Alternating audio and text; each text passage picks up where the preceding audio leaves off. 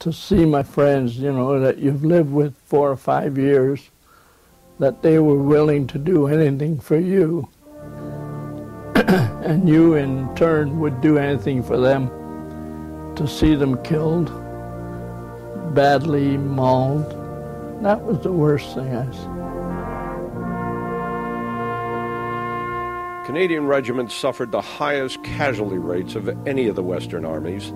Possibly, as one observer remarked, they approached war like hockey players. We certainly held our own. Military slang rifleman Jack Martin of the Queen's Own Rifles is an old sweat, usually a term that applies to long-serving soldiers. But in Martin's case, it means an infantryman who survived the deadly, vicious battles from D-Day to the liberation of Holland, and who fought against the best the Germans had. When we were up against the 12th SS and the 21st SS in Normandy, they couldn't have been any more vicious opposition than what we met there. It was a small French town of Carpiquet with an nondescript airport, but for the Queen's Own it became their cavalry. The German fire was the most deadly the Canadians had faced, and for Jack Martin, survival depended on the infantry axiom of dig fast and dig deep. So I jumped into this small slit trench I had dug, and I thought, this isn't going to give me much protection.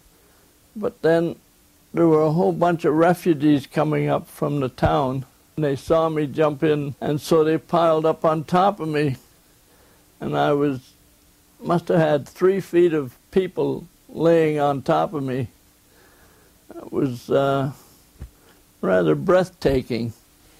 For the next 10 months, Jack Martin and the Queen's Own fought their way across northwest Europe, ending up liberating Holland. And finally, on May the 8th of 1945, the war ended.